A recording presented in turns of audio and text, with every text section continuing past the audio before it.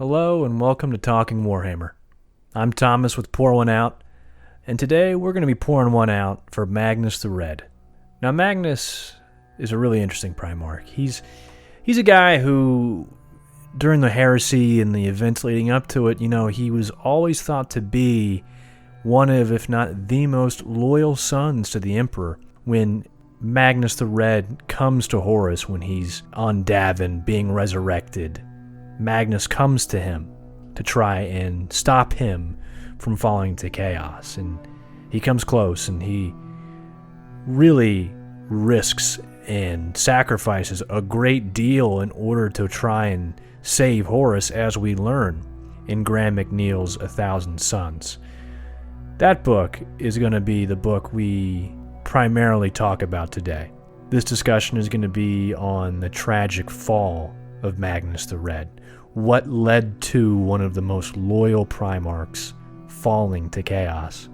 And it all kind of starts with the sort of cursed nature of Magnus's gene seed. The gene seed is the part that is implanted into humans to turn them into space marines, to make them super powerful. It's one of the organs implanted, and the gene seed is a sort of an extraction, a piece of DNA of the Primarchs that endows them with certain attributes, certain traits that the Primarchs themselves had. Now, Magnus is a super powerful psyker, one of the most powerful psykers in the galaxy, probably second only to the Emperor himself. And with the influence of chaos, who knows how powerful he truly is.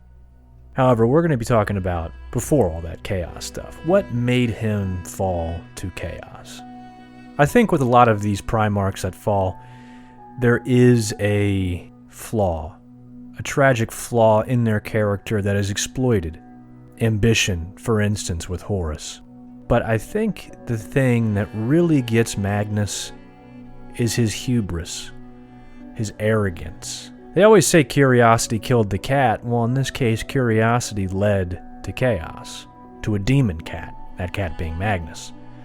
And as cool as a cat as he may be, he can't withstand the temptations and the influence, the primordial annihilator, that is the forces of chaos. Now, going back to that gene seed, the thing to understand is the gene seed of the 1,000 Suns was extremely unstable. There were different theories thrown around as to why. Perhaps it's because of the psychic powers of Magnus himself. Perhaps it was because of some warp storm that occurred in the making of Magnus and his gene seed. It's unclear as to the exact reason as to why it's so unstable, but needless to say, it is the most unstable gene seed of the 18 Primarchs. What did that cause? Well, before Magnus was discovered and the 1,000 Suns roamed without him, they were extremely powerful and gifted psykers as individuals. Yet a rapid mutation would begin and form, and those with less control, less power, would quickly succumb to these rapid mutations that would devolve them into these crazy, deformed monsters where their guts were pouring out of them, their insides or their outsides, their insides, all manners of horrors. They would either die in a gruesome, appalling way, full of agony, or they would become some sort of just terrifying, brainless monster that had to be put down. And if they caught it early enough, they would place these 1,000 Suns in a sort of stasis, with the hope that one day they will find a cure. Now, when they finally discover Magnus on Prospero, he undergoes some sort of dark deal with the Chaos Gods to stave off this mutation. He promises his sons that he will save them. And even to Azek Araman, who is one of his captains, a very important member of the 1,000 Suns, and perhaps one of Magnus's favorite sons, Magnus says to Azek, in regards to this deal he made with Chaos, how can you blame a father for doing anything it would take to save his sons? A fair point. But he unknowingly, or perhaps knowingly but chose to ignore it, made a deal with Chaos. And by doing this, it staved off this rampant mutations from forming, from causing the Thousand Sons to devolve, and therefore they could wield their psychic power and display their psychic mastery. And they were always a secretive organization, secret legion. Now, some years passed, perhaps a century, 2 centuries, a good deal of the crusade passed after Magnus was reunited with his sons, and they thought it was cured. And Magnus thought it was cured. But inevitably, that's not the case. This mutation rears its head again during the beginning of the Horus Heresy. Once the ball starts rolling and chaos starts to have more and more influence upon the mortal realm, or, the waking life, whatever, the materium as opposed to the immaterium, this comes roaring back. And the more the Thousand Sons give in to using their powers, letting their powers control them and spill into them, the more they lose control, the more they become these monsters or result in terrible and agonizing deaths. Now, where Magnus fits into all of this is just how is he put into this position? How did he respond? And would we as readers, when we're reading the story, we have to ask ourselves, how different would we have done things from Magnus? Now, it's kind of hard to put yourself into the shoes of basically a demigod, but, if you tried your best, if you're a father, and like he says, wouldn't you be willing to do anything to try and save your children? Wouldn't you not worry about the ramifications down the line if it means you get a lot of time between now and then to be with them, to save them, to prevent them from going through such horror and pain? I think many of us would. But coupled with that is this constant pursuit Magnus has for knowledge. And not only his pursuit for knowledge, but the arrogance to think that he knows best, that he commands the knowledge, that only he is capable of accumulating all this knowledge and how to use it best, and how he can make deals with the creatures of the warp and think he can have the upper hand. Magnus mentions how many, if not all, of the Primarchs are jealous of Horus because Horus was the first Primarch found, and Horus got to spend time with the Emperor as his only son, and because of this formed this extremely close bond with him, a bond that all the other Primarchs, save Magnus, are very jealous of. But Magnus says him and his father were in psychic communication for years before they were found, and so he knew his father. He journeyed with his father into the ocean and met him, and was able to form a relationship with him, with the Emperor, that no one else could. And along the way, he was shown by the Emperor the sort of majesty of the warp, the power of it. And I think that proximity to power tainted Magnus a little bit. He saw all this potential. He saw all that it was capable of, and he felt he could master it. He felt like the only one that could truly control it was him. Maybe even more so than the Emperor. Early on, in the first part of 1,000 Suns, the 1,000 Suns are on this planet called Agoru. And Agoru is some dusty desert planet with these backward savages, who don't really have much in the way of technology, and there really isn't much of interest there besides this giant mountain in the middle.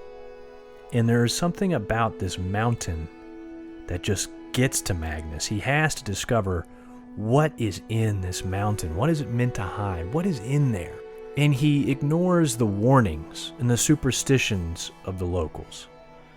Now, I know in the 30K universe, they view superstition, religion, as ignorance to the highest degree, to be almost evil in its own way. And perhaps there is some validity to some of that, but you'd think that Magnus would heed the warnings, or at least take into account the warnings of this people who have lived on this planet for so long. And perhaps he does, but he chooses to ignore them. And in doing so, Magnus awakens some dark evil within this mountain. And he's also there with, obviously, his Legion, the 1,000 Suns, but a detachment of space wolves, led by one of the greatest names I've ever heard. Skarsensen, I think is his name. It's a totally ridiculous name. I love it. Very Space Wolf. But a detachment of Space Wolf sent there by Leman Russ, because Leman Russ is waiting for Magnus to get there. He's waiting for backup. He needs backup, but Magnus is stuck on Agoru. Even though the world is compliant, even though by the standards of the Great Crusade there is no need for Magnus to be there, but he remains because of the mountain, because Magnus believes there is some knowledge, some ancient knowledge buried there for him to discover.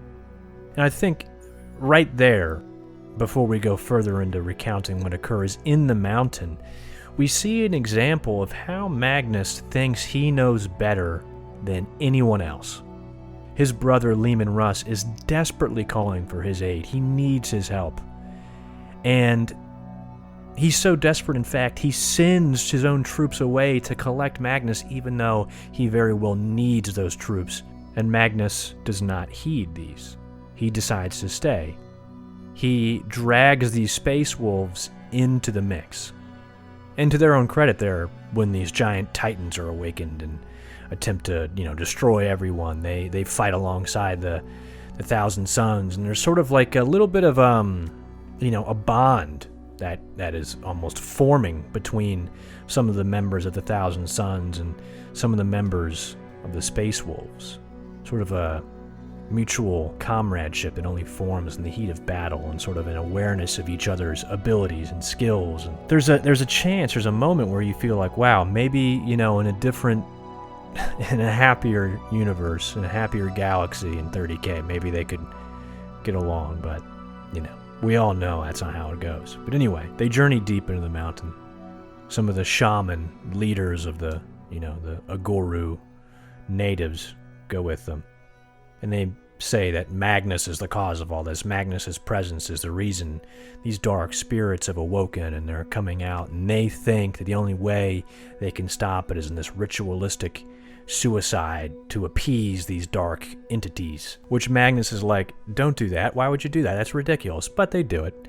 And in doing that, they unleash a demon from the warp into the head shaman guy. He's suddenly a demon, and all this crazy stuff's going on. This crazy battle between the Space Marines and demons from the warp, and then Magnus kind of gets embroiled and entangled with this demon and is sucked into some sort of void or portal or something into the warp, where he encounters an entity he vastly underestimates. An entity who turns out to be most likely Tzeentch. But just because of the way this demon presents itself, Magnus inherently feels superior. Because it's so small, because it's so... It promises a bargain of some sort. And Magnus thinks he can see right through it. But little does he know, everything the demon talks about comes to pass. So, time goes on. They leave Agoru, they stop the demons and all that. And Magnus meets up with old Leman Russ and Lorgar, and they're on some planets like Heliosa or something like that, and they're, it's some advanced human sort of civilization that doesn't want to bow to the Imperium. So, what happens? Well, what happens. Let's go down there. Let's wipe them out. Well, Magnus wants to preserve some of their knowledge. Of course he does. But Leman Russ is like, why would we do that? These guys don't have anything worth learning. They went against us. Destroy them. Which inevitably pits the true first moment where these two legions are going to be the big rivals forever. The first time they clash against each other. And over what? Knowledge. But here's the thing. I think in this instance, the Thousand Sons were the right ones. They were the ones who were trying to stave off the Space Wolves from just wantonly obliterating an entire planet's history and knowledge.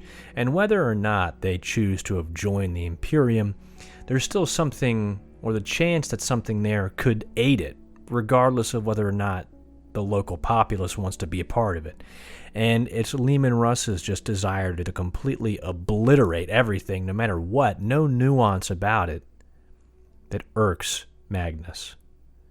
And he sends a detachment of his forces to defend this great library, and his soldiers, are there, and suddenly the Space Wolves are approaching, and the Space Wolves were ordered to burn down the library, but the Thousand Sons were ordered to protect it. But Magnus does not want bloodshed, but the Space Wolves are coming anyway, and they're charging, and they're gonna attack the Thousand Sons. So what do? They use their powers to stop them, to stop them cold in their tracks. And entire hundreds of Space Wolves are stopped in their tracks by the power, the sorcery of the Thousand Sons, because they didn't want to harm them. They didn't want to hurt the Space Wolves. But in doing so, this mutation I was talking about earlier, it rears its ugly head, and one member of the Thousand Sons turns into some horrific beast and has to be put down in front of the Space Wolves.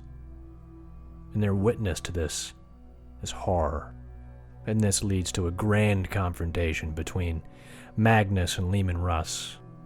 And say what you will, but the Space Wolves were the ones coming at the Thousand Sons.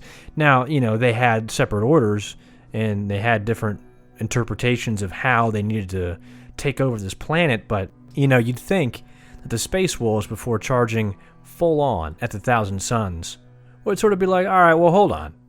The library's not going anywhere. We could always burn it later, you know what I mean? Like, we could wait. We don't have to, come to blows over this now.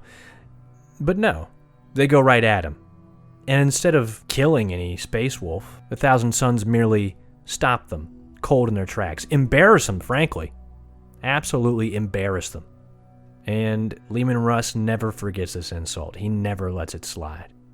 And this is the beginning of the true rivalry between Magnus and Leman Russ. Totally at odds with each other. Totally despise each other. It's a real shame, a lot of misunderstanding. And,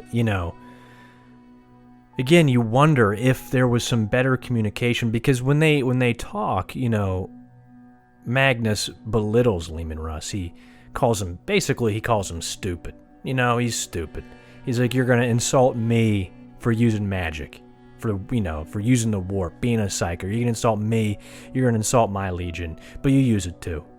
You act like you're so much better than us, but you're no better than us. You're a barbarian. You go in there, you wanted to burn down all this. You're just a blunt instrument. Sometimes you need a scalpel. I'm the scalpel. Look, and that's not what was said, but that's kind of, when I remember it, that's what I think of. And they're just so at odds. That sort of unstoppable force meets an immovable object type scenario. And look, this is the beginning of the bad blood, and it never goes away. It never goes away. From here, we leave. Lorgar's there too, and Lorgar's like, bros, chill. But, what does that do? I can't recall where this falls in the timeline, because I don't know if this is pre or post Lorgar, totally losing his shit, because he does. Now look, and this will come into a later video, because I'm reading old Lorgar's, the first heretic. I'm loving it so far, and I'll definitely make a video about that when I'm done with it. But let me just say, right here, look, a lot of these Primarchs who go bad, and I'm looking over my shoulder for the Inquisitors, I think they're kind of right. You know what I mean? Like, they're not, just evil dudes who were like, screw it, I want power, I want glory, I want this. Some are tricked, some are duped. Horus, he's totally deceived and tricked, and, kind of is forced into this path, but, he goes a little willingly. He's an ambitious little guy. But, when it comes to guys like Magnus and Lorgar, things are done to them that kind of force their hand. I mean, even going back to Horus, Amanda, this video is about Magnus, but speaking on Horus, when he's on his deathbed, he doesn't feel like he should have been the War Master, and what being the War Master, did to him. He thinks it should have been Sanguinius. Maybe it should have been. Or Guilliman. But, anyway, back to Magnus. So they leave. Time passes and all that stuff. And there in this book, it's a great book. Highly recommend it. And, if it's not clear enough, spoilers throughout this video. But I want you to, if you get the chance, to read it, because it goes into sort of like, it shows Magnus, it shows his legion, and it shows remembrancers who are a part of this legion to get that really human angle. And I think that's something that they do so well in these books, is they show you from so many different perspectives and types of perspectives. From the top dog, the Primarch, all the way down to just remembrancers, regular people who are witnessing all these just insane events, to really give you a full breadth of the scope. Very well written. Graham McNeill did a great job with this book. Can't recommend it enough. Let's get back to it here. So they go to Ultramar. The good old Luna Wolves, Horus, he's just stopped the Orcs' empire there. He's the man. They have the huge triumph. How amazing. All these legions are there to show off and be part of the grand ceremony. And to see the Emperor bestow the title of War Master onto Horus and just dip. He dips. He's outie, And all the Primarchs like, what, Daddy? No, come back.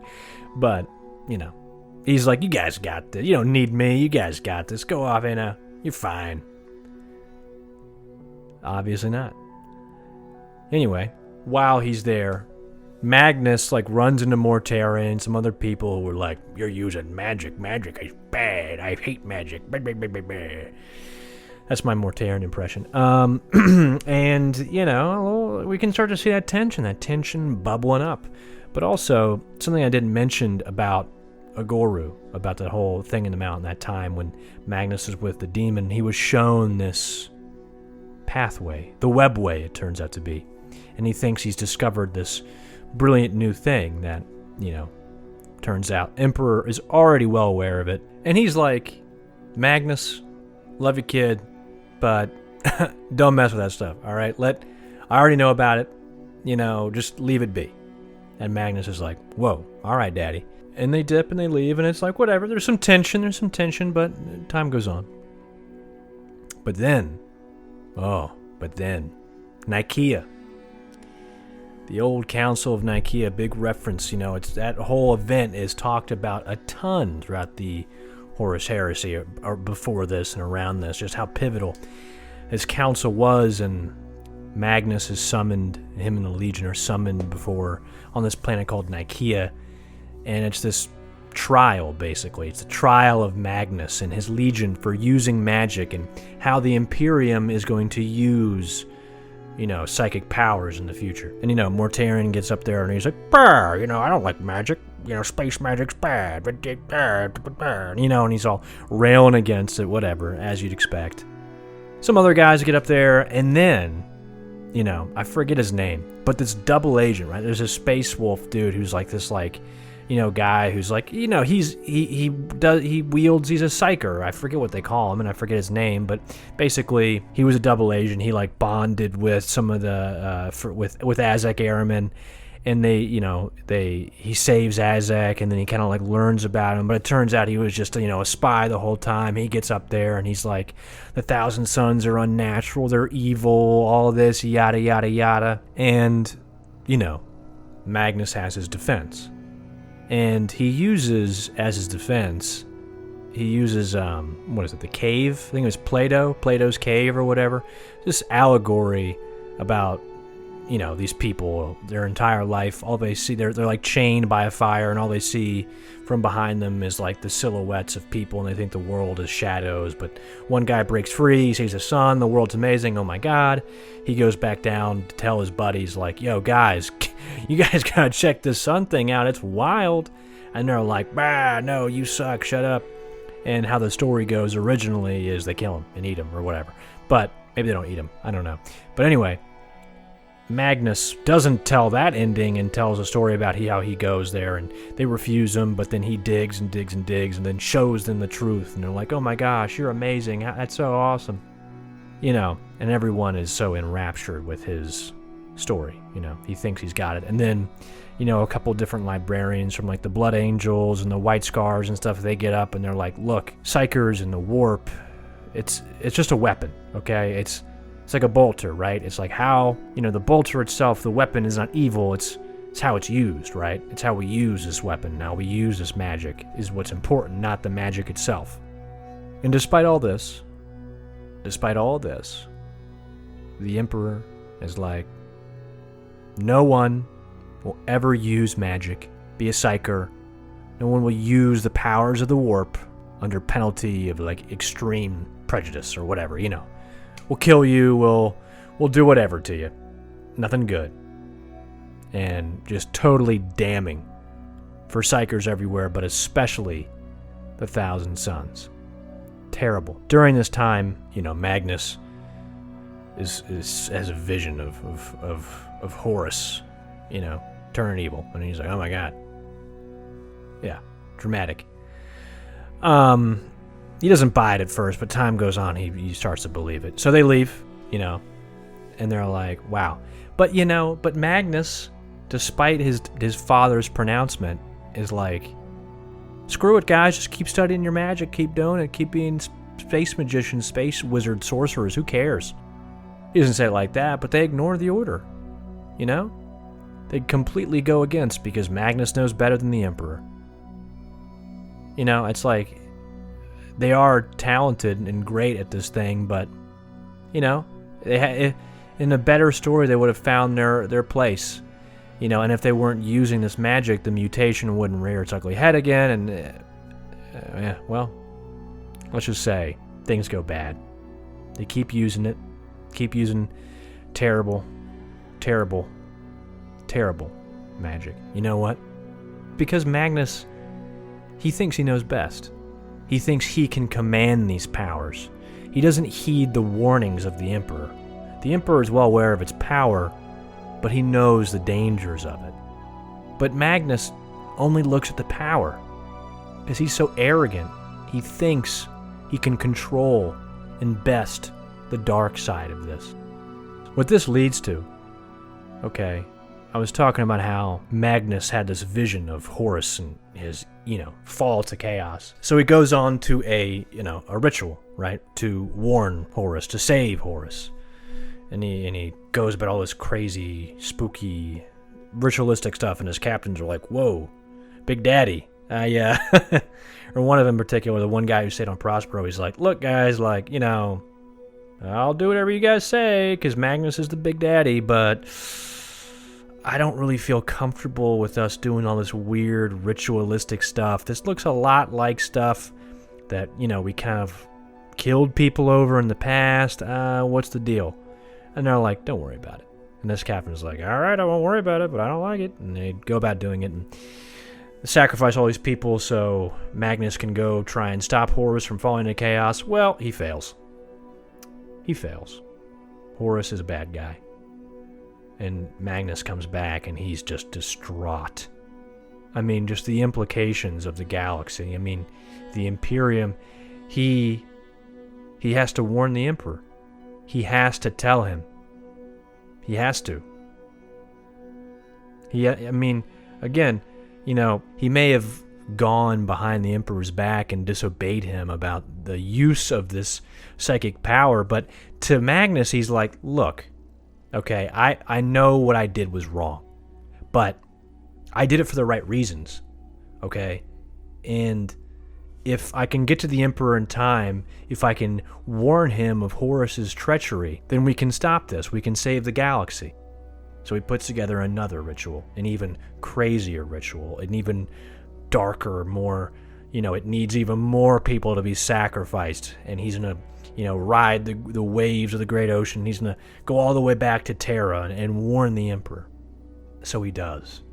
And Graham McNeill just describes this beautifully, how Magnus is like a flying, or a shooting star, and it's just amazing. He's flying to the warp, and anyone he passes through, like in their dreams or something, like they have these visions, and those smart enough to handle it will come up with all these new philosophies, and artists will be so influenced, and the beauty, and just how amazing his flight to the warp is. Meanwhile, back, ritual people were dropping like flies, but we're not going to worry about that. But what he needs to do is he needs to bust into the webway. He needs to jump into the webway and ride that like a luge or whatever, where he's going to go flying into Terra. But he can't get in. He's like, oh, crap. This thing is protected from entities of the warp. And then the way McNeill describes it, so good. So good. This dark, ancient, giant intelligence stirs, is aware of his presence, and wakes, and sees him. And it's like, hey, I'll help you. For free. You don't have to give me nothing. I'll just help you. And Magnus is like, oh, gee, you will? You're so nice. It's not how he says it, but he's like, basically Magnus is like, oh, man, there truly are, benevolent entities in the warp. And maybe there are, but talk about naive. And again, it's that hubris, that arrogance, because Magnus, the ends justify the means. He just knows he's got to get back to Terra. Who cares how he gets back there? Who cares? So he says, yeah, do it. So this being launches him into the webway. In their combined powers, Magnus and this ancient dark entity, he crashes into the webway. He crashes into the webway. And they talk about how on Terra in the throne room, all the psychic wardings and all the turrets explode, and they're like, oh my gosh, and Magnus, his you can imagine his distorted face, all energy, peers into the room, and he's like, rah, and everybody's like, oh my god, what is that? Rah, and then Magnus locks eye contact with Big Daddy Imps, and the Emperor's looking at him like, you, what did you do? And it's real dramatic, and the way it's described, it's in one instant, all this passes between them. And Magnus, realizes what he's done. The secret project that the Emperor was working on was the webway, so they would never have to use the warp again. They wouldn't be beholden to these creatures of the warp. And Magnus has destroyed it. Completely and utterly destroyed it. And not only that, it was to be his honor to be the one to sit upon the golden throne and guide humanity through the webway. It would have been his great responsibility. But it's gone. So needless to say, Magnus is a little upset when he gets back. He's a little upset. So he gets back and he's like, we're screwed. Emperor's sending the wolves. They're gonna mess us up. They're gonna mess us up. And he's in a rage, he's all upset, but here comes chaos. Rearing its corrupting influence head. However you want to describe it. And they're like, yo, Magnus, dog, you made this deal with us so long ago to save your kids. It was always going to be this way. It was never going to be any other way. And he's like, you feel bad about that? About what the Emperor was going to do? He was going to chain you to the throne forever. You would have never left. You would have been sealed to it. No freedom. A slave forever to the throne. Is that really what you wanted, Magnus? Needless to say, Magnus is like, get away from me, you're a demon, I don't trust you, blah, blah, blah, blah. Even though it's far too late for that sort of mentality. Only too late does he realize, I should probably, be a little more cautious around demons. But needless to say, the demon's like, yo, dude, let me just show you this real quick. And then he shows Magnus, Liam and Russ, and the Space Wolves coming to take him out. So Magnus is like, shit. And then one of Magnus's captains rolls in there shortly thereafter, and Magnus looks at him, and he's his guard's down. So this captain, he suddenly sees everything that just happened, and he's like, oh my god, Magnus, you betrayed us, whatever. Magnus just kills him. Just kills him. Because I guess nobody can know. He just kills him, because, I guess the secret's out. He kills his own son, just like that. Because he was weak because he showed his son something he shouldn't have known. The price of knowledge, But it's funny, Magnus is so willing to dispense the comeuppance for wrongly acquired knowledge or the wrong knowledge acquired that he'll just straight up kill somebody without thought, yet he can't even comprehend that he could be on the other end of that. It just shows the arrogance of Magnus. Real tragic flaw, the hubris. Very Greek. Ancient Greek, Odysseus and all that. Well, Magnus decides, I'm going to let the Space Wolves come, and they're just going to kill us all, because we're loyal. We're loyal. I was always loyal. Everything I did, I see now it was wrong, but I did it for the right reasons. And if we must come and be slaughtered by Leman Russ and the Wolves, then that's how it's going to be. But we will always be looked back upon as loyal sons to the Emperor. Real touching, real teary-eyed stuff. Well, all his sons are like, screw that, dude. Yeah, okay, you can sit up here in your tower and moan about this and wail against it, but we're going to fight. We're going to fight. You cursed us. We didn't curse you. We're soldiers. We're going to die with our boots on, man. We're not going to sit here and just let Leman Russ just line us up and just wipe us out. Are you kidding me? So they fight. They fight. And it's brutal. I mean, it's brutal. I mean, it's not only just Leman Russ, it's the Custodies, the Sisters of Silence. It's all stacked up, but it's close. It's real close. If a couple things broke a different way, if Magnus was there, they probably would have won. But it's only in the 11th hour, right before they're all wiped out, where Magnus just rolls up and does some wild stuff. And they get transported onto the planet of the sorcerers or whatever it's called, and they're out of there. And, a lot of people are dead, and I think there's only like 1,000 left. Look at that, 1,000 sons. So, that was kind of a long synopsis of the book. Yeah, you don't have to read it now. Nah, you should read it. All this, just so I can say, it's understandable what happens to Magnus and why he falls, right? Like why he becomes who he becomes. Because, if the Emperor had told him of his designs, everyone says like, oh, why wouldn't the Emperor tell all the Primarchs why he was going back to Terra to work on the webway? You think, probably almost all of them wouldn't know what the heck he's talking about. They'd be like, the webway, the what, the who? Papa, we're just out here trying to crack some skulls, We're just trying to get some Xenos put down. We're trying to take over planets. What are you talking about webways, dude? We want you to stick around so you can, cheer us on while you take over planets. We don't want you to go. But Magnus, he got the webway.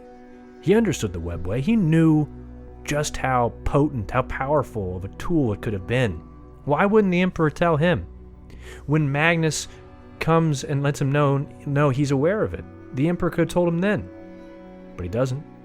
At Nicaea, why is Magnus so unfairly punished? Sure, he uses psychic powers. Yes, so does most of the other legions. Not even that. There are still state-sanctioned psychers running around left and right to do the Emperor's will. What about them? They still exist. What about astropaths, navigators? They still use them. Why is it just these guys? It's kind of unfair, And again, you can look at every action that Magnus takes, and it's for the right reasons.